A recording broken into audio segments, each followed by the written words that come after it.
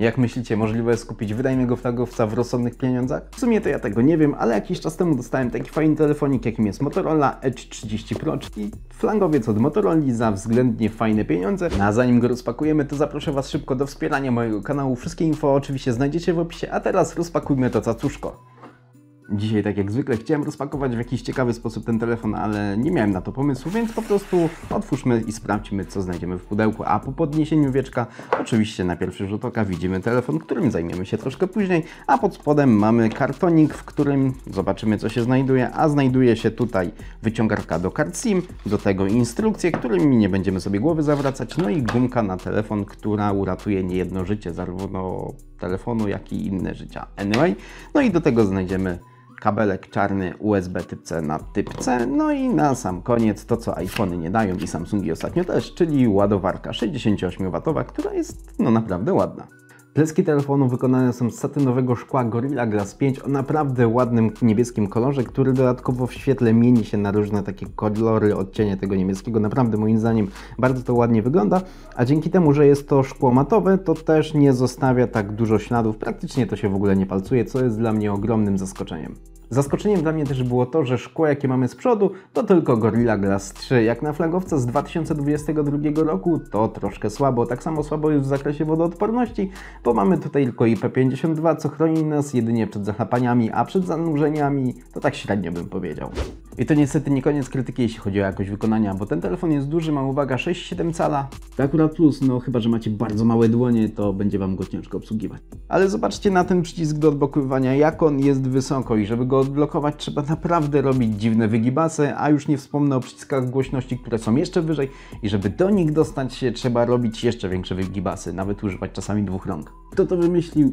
I kto to zatwierdził? Ale koniec tego znęcania się nad tym telefonem i na chwilę jeszcze wracając do przycisku bocznego, który służy do odblokowywania, to kryje się pod nim czytnik linii papilarnych i działa on naprawdę bardzo dobrze, bardzo szybko, praktycznie w ogóle nie ma laga, a jeżeli chodzi o jakieś zawieszenie, żeby nie odczytał mi palca, to było naprawdę bardzo sporadycznie i to jest tak naprawdę jedyna biometria warta uwagi w tym telefonie, bo Face ID, czyli to rozpoznawanie twarzy, działa tutaj bardzo słabo i nie jest tak bezpieczne jak w przypadku iPhone'ów. Po odblokowaniu ukaże nam się coś naprawdę fajnego, czym jest ekran, a znajdziemy tutaj pole z odświeżaniem aż 144 Hz, które może być stałe, o ile dana aplikacja obsługuje taką częstotliwość. Możemy też włączyć 60 Hz albo dać wolną rękę systemowi i on będzie dobierać taką, jaka jest w danej chwili najbardziej optymalna.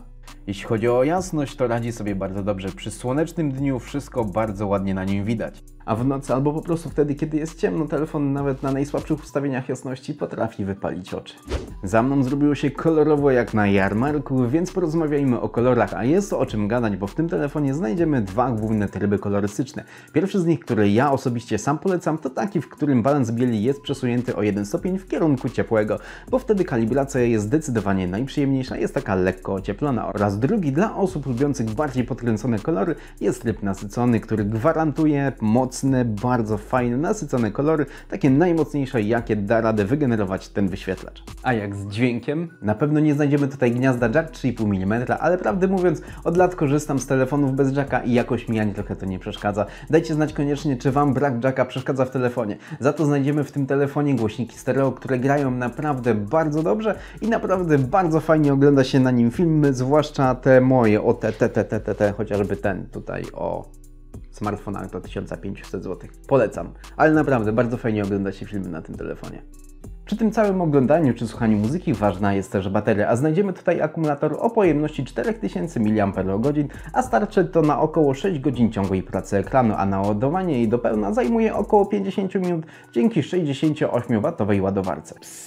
Mamy tutaj jeszcze ładowanie indukcyjne i tak zwane zwrotne. Telefon jest wyposażony w 256 GB pamięci wbudowanej, co wystarczy na sporo fotek, ale jeśli będzie Wam mało, to niestety nie dorzucicie tutaj żadnej karty SD, czyli trochę idziemy w stronę iPhone'ów, jeżeli chodzi o temat pamięci. Ale możecie być spokojni, bo ja na swoim iPhone'ie mam prawie 14 000 zdjęć i zapełnione zaledwie 118,3 GB, więc to 256 GB na pewno powinno Wam wystarczyć na fotki. Poza pamięcią w telefonie znajdziemy Dual SIM-a na dwie fizyczne karty, 5G, Wi-Fi 6E, GPS-a z Galileo, Bluetootha 5.2 z obsługą najnowszych i najważniejszych kodeków, czy mojego ulubionego NFC-ka, bo ja jestem zwolennikiem płatności mobilnych, w sensie telefon przykładacie do terminala i blim blim zapłacone.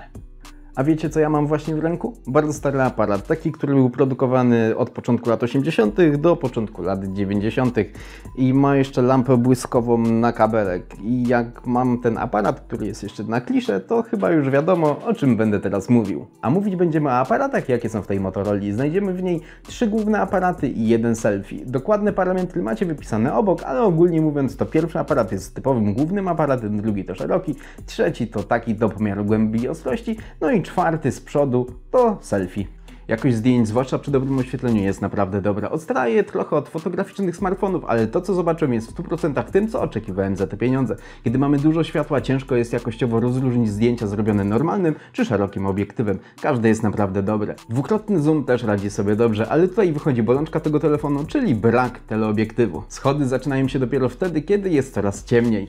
Zdjęcia po zmroku mają dużo szumów, zdarzają się miejsca, które są dziwnie rozjaśnione, ostrość też potrafi wariować, a do tego jak zrobimy zdjęcia jakiejś lampy, pojawiają się jakieś dziwne rozbłyski. Ogólnie jakość fotek jest naprawdę ok, ale wieczorem ona spada, bo pojawia się więcej szumów bądź jakichś niedoskonałości. Tak samo jest w przypadku filmów. Do chwili, kiedy jest dużo światła, wychodzą naprawdę fajne. Gdy zaczyna się robić coraz ciemniej, sukcesywnie filmy wychodzą coraz gorsze. Filmy możemy nagrywać maksymalnie w rozdzielczości 8K, ale ja polecam 4K. Mam wrażenie, że ten obrazek wygląda o niebo lepiej. Główny obiektyw jest naprawdę dobrze stabilizowany. Stabilizacja jest tu optyczna, więc nie uświadczymy żadnych przeskoków czy downgrade'u jakości.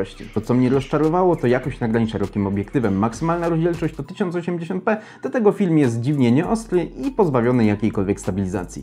No i jeszcze aparat selfie. Jest ostro, przynajmniej jeśli chodzi o zdjęcia, natomiast przy filmie czegoś mi tutaj brakuje. No i z jakiegoś powodu został mocno przycięty kadr, przez co trzeba zwyczajnie mocno wysunąć rękę, by na filmie pokazać coś poza naszą twarzą. Kiedyś granie na telefonie było mocno wyśmiewane, bo jak to grać na telefonie w jakieś pseudo-gry?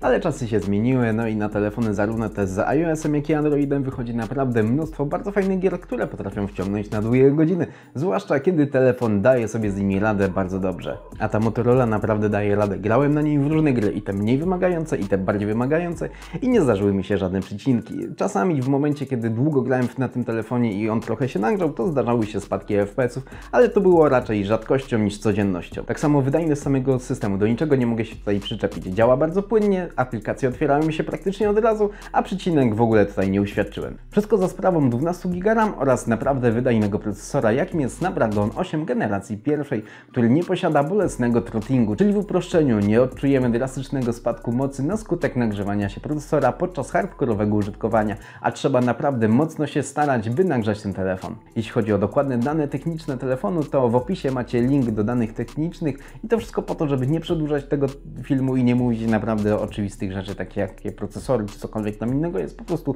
zajrzyjcie do linku w opisie, macie tam też link, gdzie możecie kupić ten telefon w naprawdę spoko cenie. W ATUTU Benchmark ten telefon zdobył 975 000 punktów, więc to jest naprawdę bardzo dobry wynik i w rankingu ogólnym klasuje się na 7. miejscu, chociaż możemy zauważyć, że tutaj na 3. miejscu ten sam telefon też jest, także nie wiem z czego wynika ta różnica, ale bo to jest dokładnie ten sam telefon i 12 GB RAMów i 256 GB pamięci wbudowanej. Nie wiem z czego ta różnica wynika, ale nawet to 7. miejsce jest naprawdę bardzo dobrym miejscem, ale też się nie ma co dziwić, jest to telefon nastawiony stricte na wydajność. Podsumowując, jest to flagowiec w pełnym znaczeniu tego słowa, a może no w 90, bo do pełni szczęścia brakuje mi tutaj lepszych aparatów, bo wydajność jest naprawdę na bardzo wysokim poziomie. Jeśli szukacie wydajnego smartfonu, gdzie aparaty nie muszą grać pierwszych skrzypiec, a takie pierdoły jak wysoko osadzone przyciski nie będą Wam przeszkadzać, to naprawdę warto rozważyć ten telefon.